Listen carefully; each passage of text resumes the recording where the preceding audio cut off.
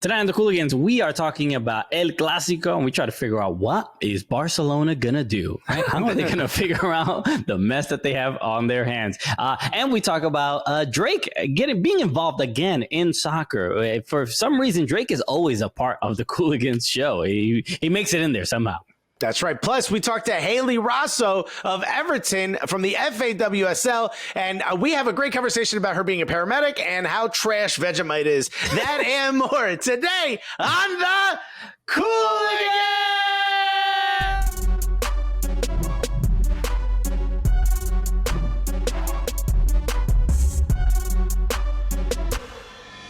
Yeah, baby! Let's go. Let's go. Let's do this. What are we doing? Where are we going? Right onward, to your ears. Onward and upward. We're going to the future, Alexis. Booze Lightyear. Okay. Booze Lightyear sounds like my kind of guy. Yeah. Okay? Buddy, you should see what comes out of the button on his arm. It's amazing. Hello, everybody. Welcome to the Cooligans. My name is Christian Polanco. And I'm Alexis. Okay. Guerrero. So I'll give you the last name too. What is that?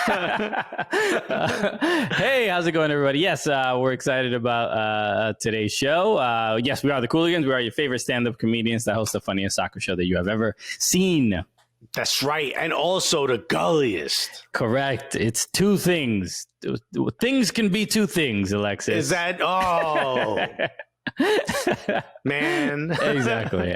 So look, we're excited about today's show. There's obviously a lot to discuss. We have an incredible guest today. We have our first women's Super League player, Hayley Raso of Everton Football Club is joining us. Oh my goodness. Can you guess? Christian's excited. If you're watching, you're seeing a whole lot of Everton, all right?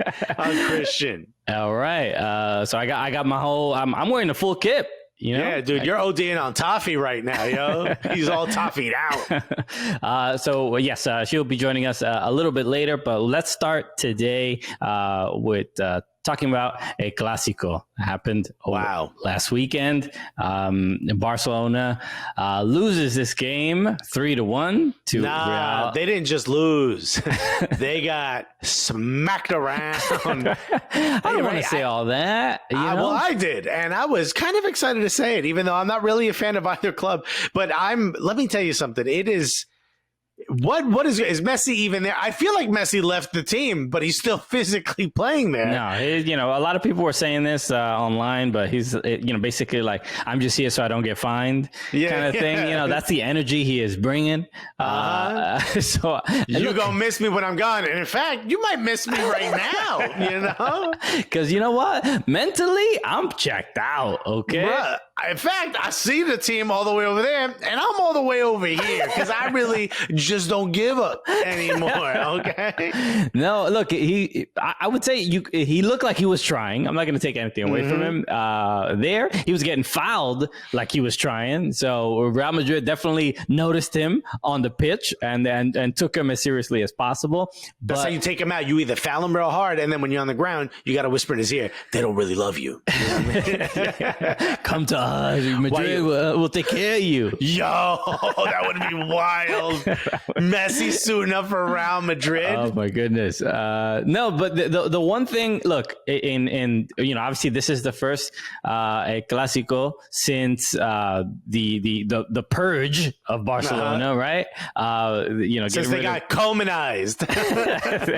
Getting rid of Luis Suarez, Ivan Rakitic, a couple other players, but the fact that this team they look completely different. And the threat. It feels different. Well, Ansu Fati did score, but the youngest player in, was it La Liga or Barcelona history? I think Barcelona history, like pretty much every category, like in La Liga and in Champions League, he's the youngest scorer, and he is a great player. And incredible. He will be a superstar and hopefully the face of Barcelona. You know what he's doing? He's doing that thing that sometimes kids do when their parents are getting divorced. divorced, where they try to show off and be like, if they focus on me, you know, they'll stay together because they see Right. how happy I am. Homie's just tap dancing right now, hoping, like, look, right? Look, Kids got moves. this family's beautiful, this is Right. great. So but look, the having the threat of, like,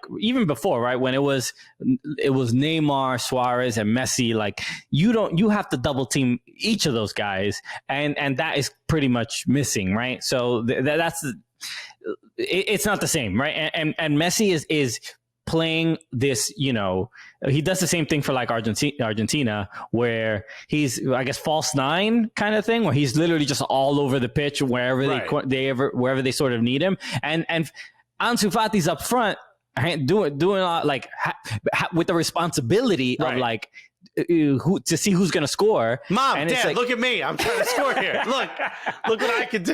You know? And it's not the same. Like, tactically, they just look so different, and they're just not. They're a shark with teeth missing. That's what Barcelona is right now. Ronald Koeman is doing what everyone other than like Pep you would do, which is to say, like, no, Messi, you have to fit in my system. Nah, fam, you have Messi. You build a system around Messi. I'm looking. My only fear is he done? If he goes, he's 4, right? He's about to be 34. If he goes an entire season without playing well or having the drive and determination to play well, is he too old to be able to turn that back on? Bro, don't you dare talk about future NYCFC superstar Lionel Messi in that way. He's going to be great. Point. He's going to be great forever.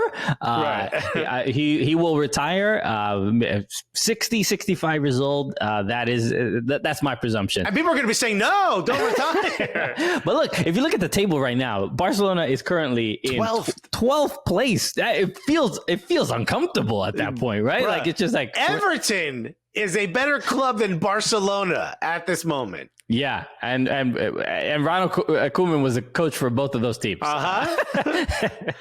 And ruined both of those teams. Yeah, Koeman seasons there were not great. So I expect kind of more of the same. Just mid-table Barcelona. That's kind of the most he has to offer. So we'll see. But Real Madrid did play very, very well in this game. They look like the favorites again, I think, to win La Liga. I think Barcelona is going through too much to even. It feels like maybe a Champions League spot is the best they could sort of get this time around.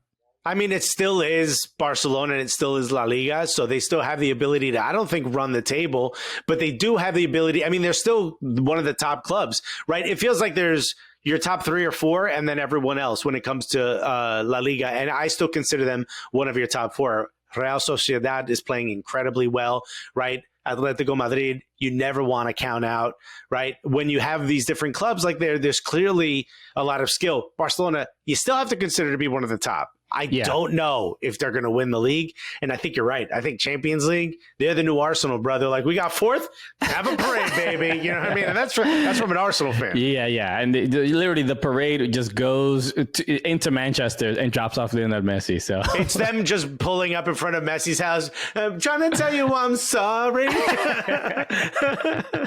Okay. Just a little ballad. Don't leave.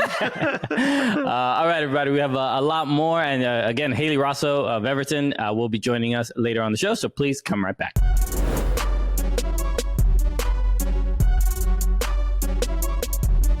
I'm Matt Doyle from MLSsoccer.com. Back on the Cooligans. All right, baby, we're back on a Cooligans Living Room FC. I don't know if you saw this.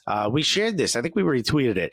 But Jermaine Defoe, who's been on a lot of clubs, right? He was a guest in Peter Crouch's show, and he asked him about his time at Toronto FC, which I'm sure you remember, 19 appearances, and he was like, goodbye, that was it for me.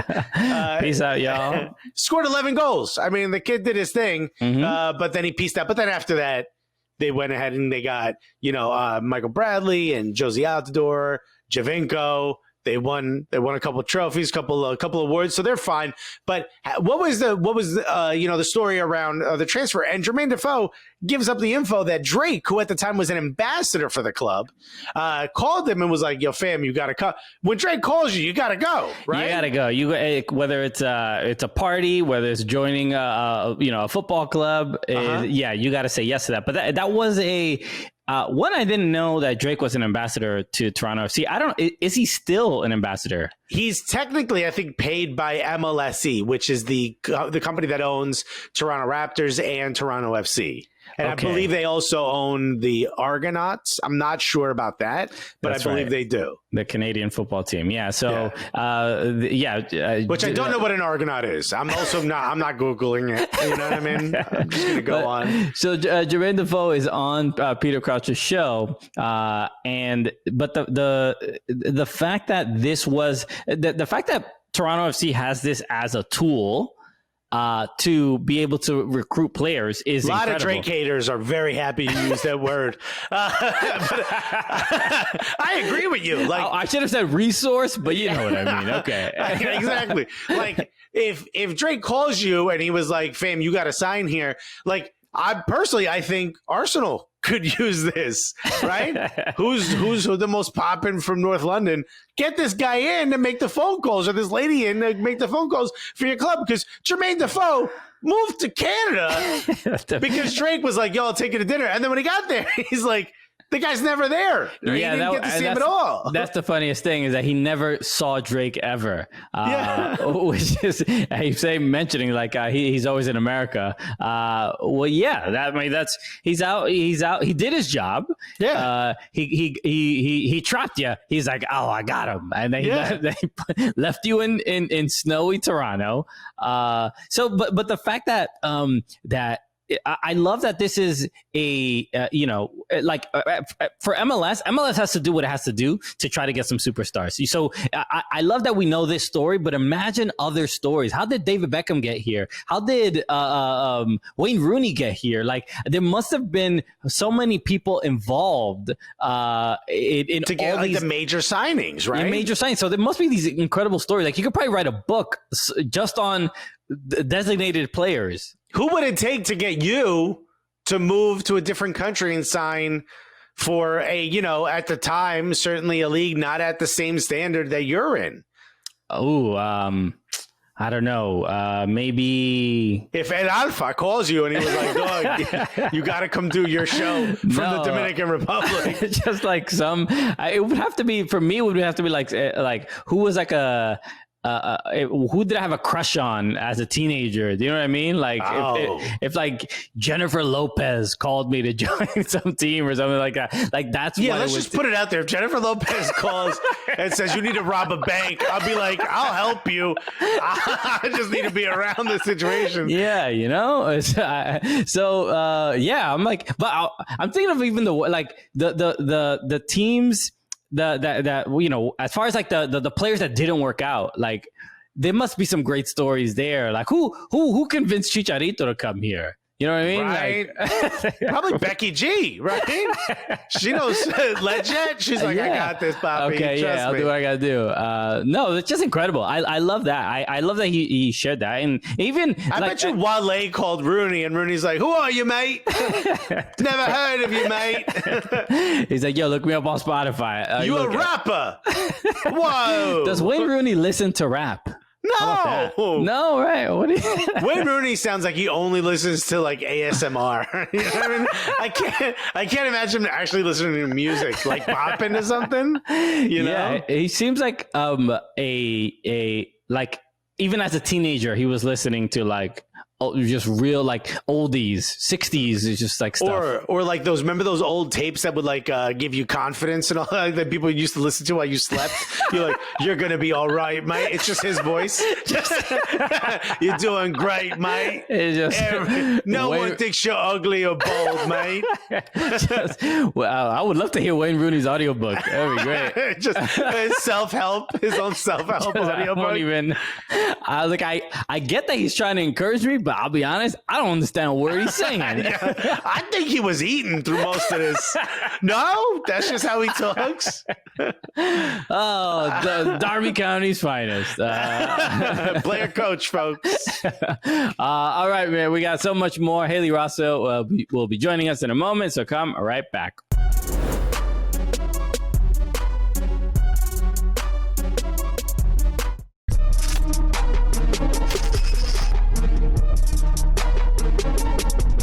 Sometimes people will say, what's the difference between you and soccer? No one says that. But the way I like to explain that is like the ratio that we have to jokes to facts, you guys are the opposite, right? Yeah. You guys are very funny, but you do research and stuff, which we don't. I mean, people are like, do you even watch the game? And I'm like, what game are we talking about? The one we're at? Yeah. Oh, I should turn around? Yeah. Well, maybe the concession line stand needs a shorter line. I would say based on the frequency of your storytelling, the best way to explain it would be that we stay and watch the game, and you apparently, as soon as kickoff happens, go straight to the bathroom to see if incidents occur. That seems to be the way it works. To be scoring, Taylor. That's what does his work. Okay? I'm sorry that I'm trying to help the team doing what I do best, which is releasing my bowels. To be very serious, I think it's part of why we're friends and why we can work together is we're not a threat to each other. Right? Oh, sure. Like when we first met, I think that was like immediately we recognized that. Like, oh yeah, you do one thing and we do another, but we're both in the same space. You're not going to rewatch a game for tactics, and we're not going to go through Jermaine Jones's Instagram endlessly. So you're missing out, kid.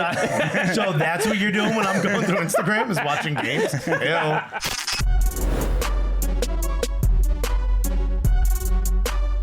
All right, welcome back to the Cooligans Living Room FC. Hayley Raso will be with us in just a moment. A couple things to discuss before we get to Hayley. Let's real quick. Actually, I just saw this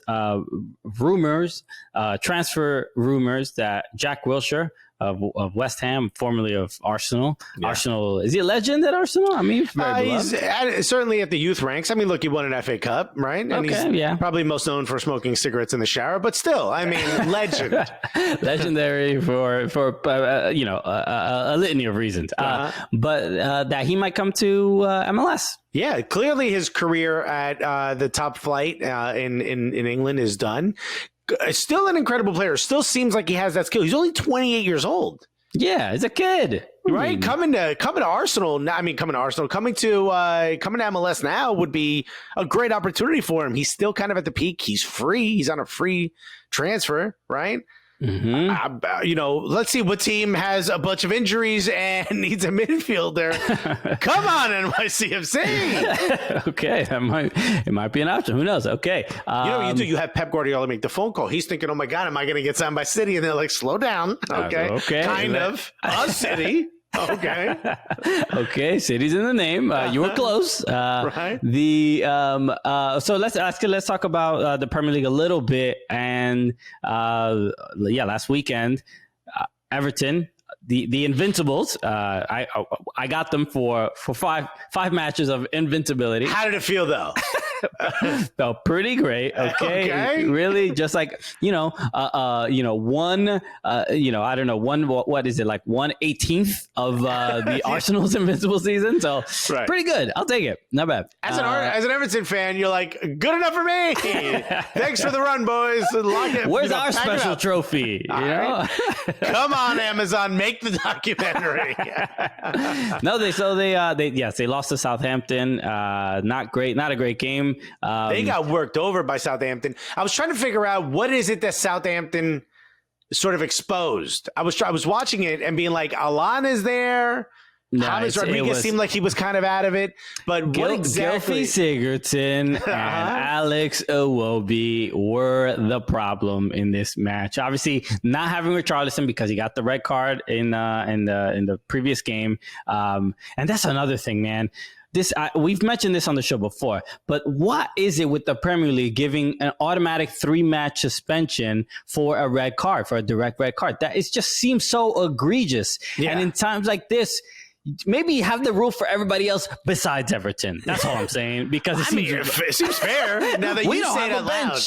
If you wrote it down, maybe it seems rough. But now that you said it out loud, I'm like, you know what? The guy's got a point. Consider it. Because Lucas Digne also gets a red card, and he really did not mean to do this. And it doesn't matter. He rode a dude's ankle for 3 yards. He's trying to get away and put his hands up, but yes, he steps on the play. And I get it. I understand why you give him the red card. Yeah. It totally makes sense. A 1-match ban and then get the kid back out there. What is it with these three? He didn't mean to do it. Look how fast the Brooklyn accent comes out when you're trying to finesse. Thank you, Christian, for proving my point. That's why I always speak in this tone, because I'm constantly trying to finesse. Right? I will say, there should be some sort of appeal process, something you could do to be like, look, guys, he didn't be like, he wasn't like stomping on the dude's ankle. He tried to get out of it. Next thing you know, he's on a magic carpet ride for a little bit. He's surfing on this guy's ankle. Yeah, I get it. That wasn't planned, but here we are, If this was Jackass, they'd get more money for that episode. So, right? I mean, what are we talking here? At the end of the day, there should be something where you could say, like, yo, this wasn't meant to happen. This was an egregious act. I heard that they will appeal this. So we're recording this before we get any answers on that. I hope I hope it's not a 3-match ban. I mean, you understand Richarlison's, the tackle on Thiago, that I understand. Fine. I mean, it was a reckless challenge, but it's just this rule of direct red cards leads to a 3-match ban seems pretty excessive. Even 2, I would be like, all right, I kind of understand, but 3 is just coming crazy. Up towards the end of the season too. This could really change this could change the whole table. Yeah. Right. So you just got to watch out. I guess don't ride people's ankles. Speaking of Everton, we've got Hayley Raso when we get back right after this.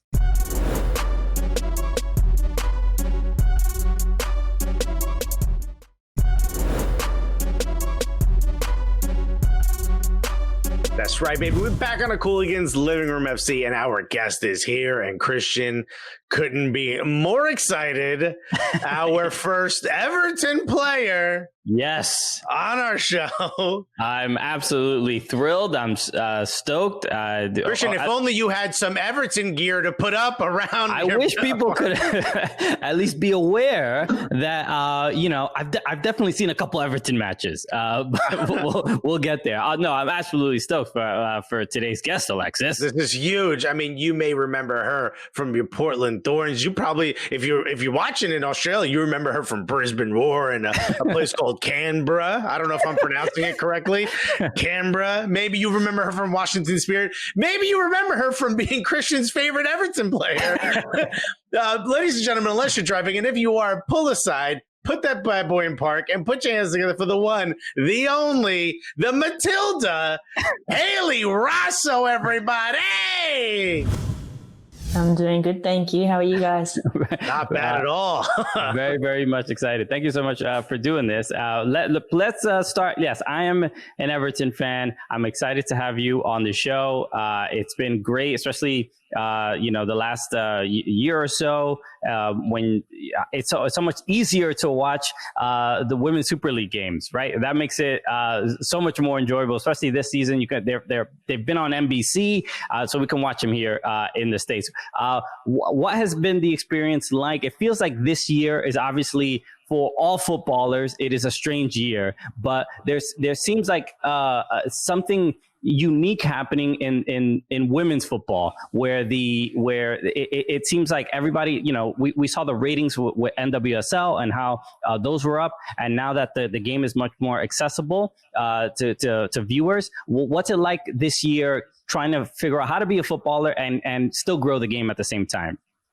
Yeah, it's a crazy year, as you said, COVID. But I'm really enjoying it over here. It's great. Like you said, it's awesome that you guys can watch the games over there. It's the same for my family back in Australia. They've got really good access to being able to watch the games. And like you said too, with the NWSLs, I think I saw on Twitter, like they were getting massive views. So the women's game is growing, and I think it's so important, especially in a year like this where fans can't come out and watch us play. Wow. I mean, one of my favorite things about this interview so far is that we could say soccer, all right? Because you're Australian, and that's what you call it too. Like, we don't have to pretend with this whole football thing, okay? But do you know what? While I've been here, every time I talk about it, I'm like football, footy. But I think it's just in my head because they're all saying that. Because you do the same thing that happens to us, where it's like if we say soccer, they're like, oh, this person knows nothing about the sport all of a sudden because we said a word they invented. How dare we? What's like the main difference between, because I've never spoken to someone who's played on 3 different continents. Like, what's the main difference between the style of the game when you were in your hometown club, Brisbane Roar? I hope I said Brisbane correctly. Then playing for NWSL and now in the FAWSL. Like, what are the main differences between the 3? Like, fans that are trying to learn a little bit more about women's soccer, like, what would you say is the difference between the 3 leagues? So I think for me, going Australia, America, the UK, the jump from Australia to America was quite different. I think it's just a lot more professional overseas. I think Australia still has a little way to go. It's a good league, and it's really nice representing your hometown and playing in your home country. But I just think that there's still a little bit more that it can develop. Going to America was great. There are a bunch of athletes over there. I feel like they're all just, very fit, very strong. And coming to the UK, I think the game's very physical over here, and it's a little bit more technical. So I feel like I can brush up on my skills a little bit more and kind of just test myself in a new environment, which is nice because I was in America for 5 years, which when I look back on it, was a pretty long time. Yeah. Yeah. Speaking of your time in America, what the hell was Washington Spirit thinking, waving you?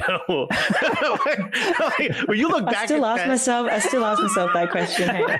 When you look back at that, you're like, what a screwed up organization. No, like when you look at that, was that because you've been through some moments, right? You've had that pretty horrific back injury and getting waved. Like, are those moments, like, tell us what goes through Hayley Raso's head? Are you like, yo, that's it? Like, I'm gonna go be a paramedic? I think I heard you want to be, or you're studying to be, or you're like, yo, I'm gonna prove them all wrong. Like, Initially, I thought, oh, I'm just never going to play soccer again. But I think I was just being dramatic.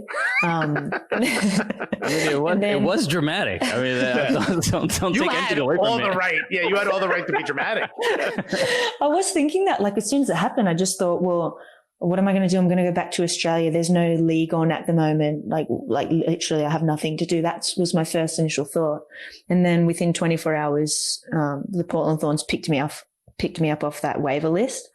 And then that was like straight away when I was like heading over there, I'm like, oh, I'm going to prove them so wrong. And I just like wanted to go there and perform well and prove that I was, worth having on a team. Of course. Yeah. And Alexis did mention the back injury. I mean, it was obviously scary. I'm sure it was an incredibly scary time of your life. But with the one thing that I knew that was pretty awesome was that the Portland community, the Portland Thorns, the Timbers, really they came together to show a lot of support for you. What did it feel like to and how much did it help you recover?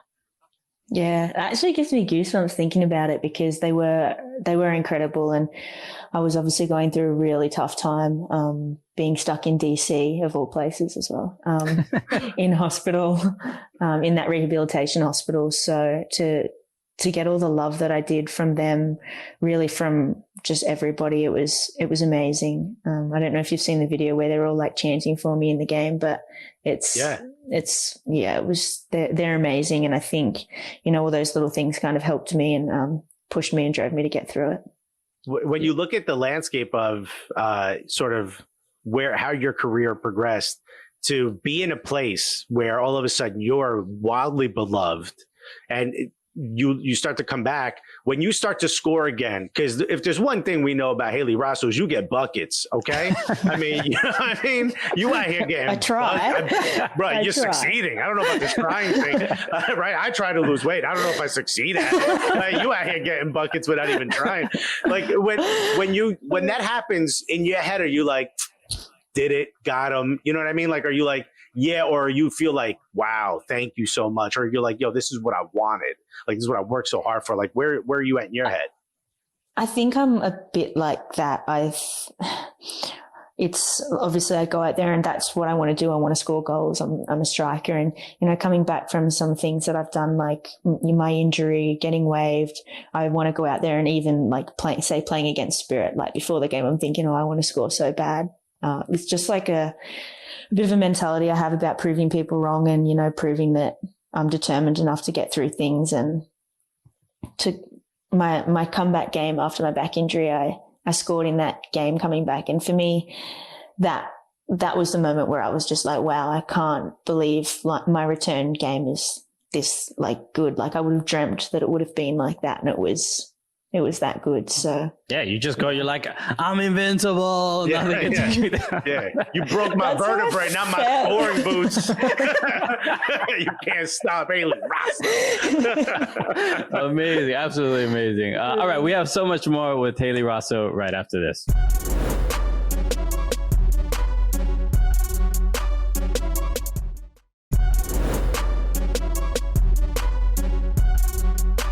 All right, welcome back to the Cooligans Living Room FC. We are here with Hayley Raso of Everton Football Club. And let's talk a little bit about Everton. I mean, obviously, I got into watching Everton because the American players that were on the team, right? That Tim Howard, that like Landon Donovan, and then I started paying attention to the women's team as well. And seeing familiar faces is great. I'm watching you there. It's awesome. What is the not necessarily the difference in support, because it's difficult to compare the Portland Thorns support to almost any club in the world, especially during COVID. Yeah. it is quite unique. But being an Evertonian and being there, what's it? Like how fun is it? Just to be at the club and playing well. You guys are in second place, undefeated. What's it like being a part of such a successful team? Yeah, it's amazing. Like you said, it's hard to compare or know what it's actually like when you don't have any fans at the game. But I've definitely felt the love from the fans, online. And there's a really good backing here. But I think just being a part of such a big club is amazing. The facilities, the staff, the backroom, the players. Just coming over here, I haven't been here for long, but my experience has been great so far. And then on the field, we're performing well as well. So I hope that we continue with that. They have a lot of experience with famous Australians, obviously with Tim Cahill having played for Everton. So when you got there, were they like, we know Vegemite, we got it? Did they? I wish they were like that, but they're all like, what is that stuff you're eating? Because it's disgusting, Hayley. It's not. It's why. I literally have it. It's not. I have a little travel one which I take around with me everywhere, and every single time someone comments on it, I'm like, it's Vegemite. I'm Australian. As soon as you open it, you get a couple extra seats on the bus, right? Because nobody wants to sit next to you. It is a strange thing. I had it. The only time I had it was, you remember, there's an Australian comedian that lived here a long time. Her name is Kelly Festuca. She was like she worked like Triple J and stuff in Australia. She was like my only Australian friend. I was like, and she had Vegemite. I had it once, and I'm like, this is what is this? Why do you do this to yourselves? I think we're just like raised with it. It's just normal. Like for me, I could just like spoon it in my mouth. I don't even need it. Was this only when you swore? Like, because when I was young and I swore, no, it's not. They made me eat hot sauce, and now I love hot sauce. So it turns out I swore a lot. But like, my mom used to do that to me as well. Really, with the hot sauce? The chili sauce, yeah. So do you like hot sauce now or chili sauce? No, because I never got it because I never swore. Oh. You know what? Now that there's no fans, we can hear you, Hayley. I don't know if that's... Maybe Mom needs to send some chili sauce out to the Liverpool. Yeah. I think that is an interesting part of the game. Now, since there's no fans, you can hear the players. But I'm trying to pay attention to... I think in women's games, it feels like it's more polite as far as like the swearing. You don't hear it as much. I could be wrong. Maybe there's whispering. Maybe it's a little bit more concealed. But using the ponytail to cover it up a little bit, muffle that. How in general, since we're hearing it, how intense are matches as when it comes to trash talk? I think people trash talk. Yeah, I think the women do it. Yeah. I just think it's just part of the game, and people like to rile each other up. I always have a laugh with whoever I'm marking. I usually have a chat to them in the game. I'm not really like trash talking or being rude, but I feel like I'm always having a chat to my opponent. Is that your way of getting in their head, though? I don't know. You're just saying stuff like, "You sure you shut off the oven?" You know, you sure? I don't know. I think like the ref makes a bad call sometimes. I'm like, "Oh, that was pretty bad, wasn't it?" They're like, "Yeah, it was pretty bad." I'm like, Yeah. Not a good day, man. You literally just proved Christian's point. You just said it's more polite. You're having like a nice, nonchalant conversation. Like sometimes people aren't nice, but I don't know. I love to think white line fever. I love to think that defenders think you're trying to get in their head, and they're like, "Yo, that Hayley dude, she's so manipulative. She's asking me about my stock options." Literally just trying to have a chat. just a little catch up. That's all. So we have a bunch of questions from our supporters, the Gully Squad. That's our supporters group, and so we have I wanted to start with this one from Jaron, who's a Sounders fan. Well, I'm assuming a Reign fan as well, but it's just a very fair and valid question. He asked, I could see from the look on Hayley's face, she's like, "Next question." Boo. Skip. No, yes. What are the major differences between training and the facilities between NWSL and FAWSL, and what could each learn from each other? Yeah, I don't know about learn from each other, but tough one. I think the facility, I don't know, it's tough because Portland, I know, is a great club. They've got great facilities. And over here, our training pitch or pitches, they're incredible. It's so top notch over here. You know, there are so many fields and they're really well maintained and really well looked after. And again, with COVID, it's a little bit difficult because you're kind of in a training and then you're out and there's a lot of rules. So it's still kind of hard for me to gauge what it's like, what it would be like in a real world. But no, I think it's quite similar, the professionalism from the NWSL to here. But I don't know. I think that this environment is really good, from the staff, the medical facilities, the physios, gym. It's all really top notch. It's good. It's just good to see the standard being raised so high and to equivalent to the men's side, because you see just by sort of like what you see on the internet and like on Twitter of like sometimes fans in the UK can really like be really shitty to women's footballers, right? Like you sort of see that, but it seems like the tide is very much turning when it comes to that. Yeah, I do hope so. I think people are nasty no matter what. Someone always has something to say, but no, like we share the same facilities as the men, so obviously that's saying enough in itself that that women's football is coming a long way. Absolutely. Right. This is from Ramerica, who's a Portland fan. And he said, "I'll never forget when some drunk Portland and LAFC fans were trying to start shit outside the stadium.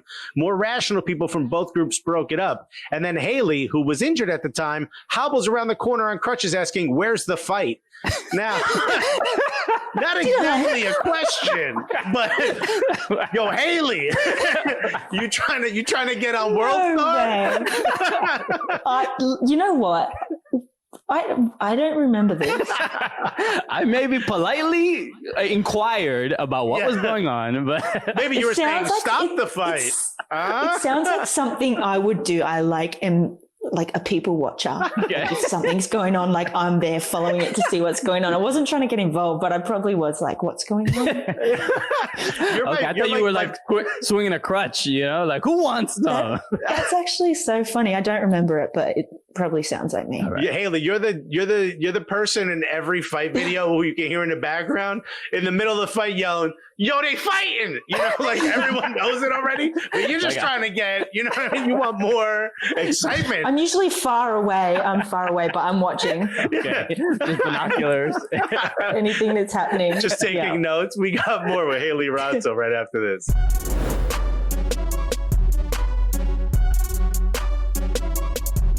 Hey, I'm Zarek Valentine, and I kicked it with the Cooligans.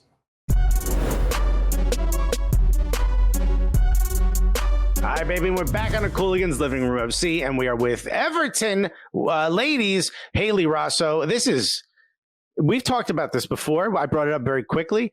You are studying to become a paramedic. Why? There's a pandemic. I would purposely be trying to stop touching people.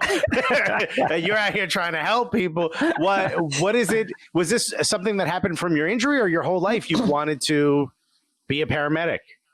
No, my whole life, ever since I was really little, I wanted to be a paramedic, and kind of even when I got into football, soccer, nothing really deterred me from still wanting to do that post-career. So I just study part-time while playing. So I know that, when I'm not playing anymore, I'll have that to fall back on, which I think is a pretty cool job.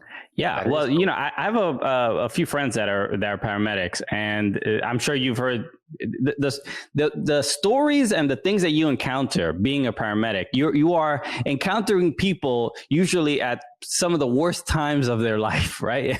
And you have to help them and help them very quickly. Is there something in you that there has to be a certain sense of fearlessness to be like, I'm going to swoop in and save the day? Yeah, I don't know. I've always been like that, and I've always kind of liked helping people. And I have been out on some placements where, I've just been with the paramedics treating the people. And I don't know, when, somebody's at that point or injured or hurt or sick, I don't know, it's quite a nice feeling knowing that you're the person that's there or that can help them in some way. Yeah, it is wild. I mean, that's got to be something in you. My wife is a nurse here in New York City. And when somebody's like, I'm sick, I'm like, get out of my way. She's very different. She's like, how can I help? And I'm like, wash your hands, baby girl. I don't even want you touching me after, I'm just a different person, Like when you got injured and you were put in the ambulance, were you like, hey guys, this is so cool. You know what? I wish I was, but the injury was so bad. I was just like on another planet. Yeah, I'm sure. Yeah, but normally if I'm injured or whatever, I'm loving it. Get me in the ambulance. This is so fun. Love hospitals. They're like, man, you have a splinter. You're like, no, but I just want one trip around the block. Call the ambulance. Yeah. It's a paper cut, Hayley. And it's a little different in the States, where the ambulance bill could be like $1,500. Okay. It's America's a bit crazy. Yeah. No, I got roofied once, and I got to ride an ambulance. I don't remember it, and I got charged $3,000. And I'm like, yo, at least let me go for a free ride on an ambulance now. Let me remember it. You know what I mean?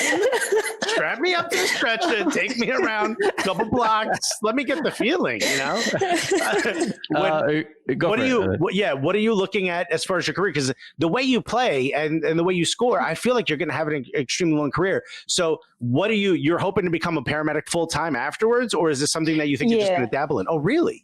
No, yeah, full time afterwards, but I don't know.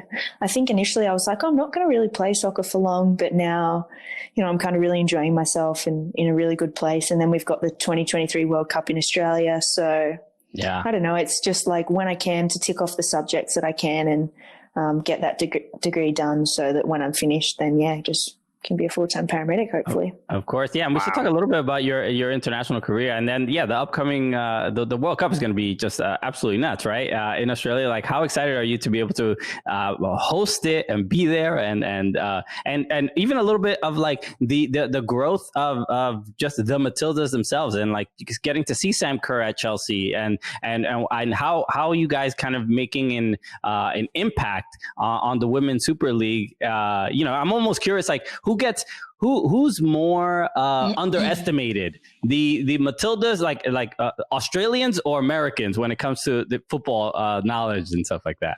Australians. Okay. Oh, really?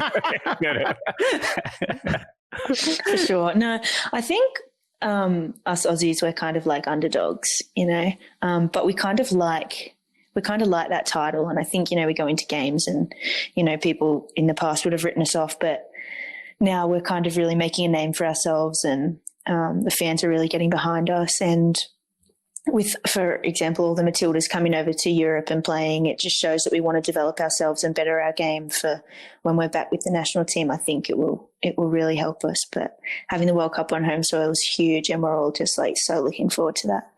See, it's so funny because your general tone, even the name Matildas seems so nice, and then you on a pitch It's not that nice. You know what I mean? You're an extremely aggressive player, but in the sense that you're constantly going for your goal. Like I heard you once say in an interview with Tim Cahill that you view yourself as sort of a warrior, right?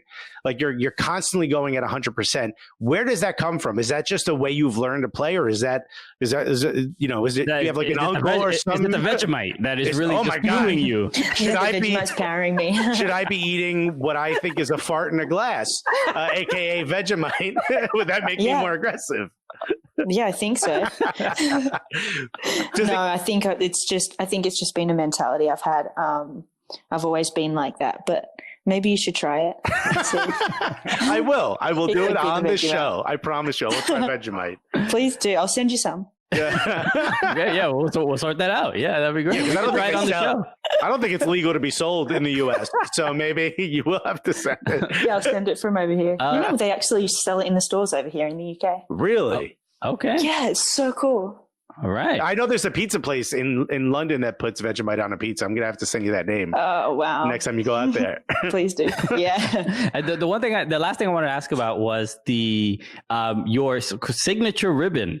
In your hair, it's always whatever team you play for, it's always usually the matching color. But we had Zarek Valentin on the show a couple months ago, and we spoke about that the ribbon campaign and raising money for charity and things like that. Like, what is was there something that started that? Like when it came to being like you're much easier to spot knowing who has the ribbon on. But why was the exact purpose behind it? My grandma actually buys them for me. She always matches them to my kits, so Amazing. It's pretty cute. But back in the day, in all honesty, I used to wear a big, like, bright colored bow in my hair when I was like trialing for different teams when I was young, as a they'll maybe remember me as the girl with the bow. So it kind of did start like that, and then it's since just kind of formed into something where my nan just always buys them for me and matches them to my jersey and makes sure I'm always sorted, and it's just my trademark now, and I'm recognized for it. So I remember one time saying, I think I'm going to drop the bow, and my family were like, no. We'll disown you. No. Are you going to tell grandma? Yeah. You're going to break her heart. Wouldn't I? She's amazing. Like, I'll just keep these for myself. Okay. All right. We have more with Hayley Raso right after this. So come right back.